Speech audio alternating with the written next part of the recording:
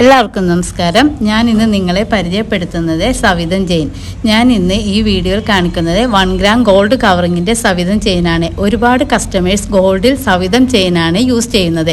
Emergency സമയത്ത് മിക്കവാറും എല്ലാവരും ഈ ചെയിൻ പണയം വെച്ചിട്ടുണ്ടാകും. എന്നിട്ട് ഗോൾഡ് കവറിങ്ങിൻ്റെ ചെയിൻ വാങ്ങും. ഗോൾഡ് കവറിങ്ങിൻ്റെ ചെയിനേക്കാളും ബെറ്റർ 1 ഗ്രാം ഗോൾഡ് കവറിങ് ചെയിനാണ്.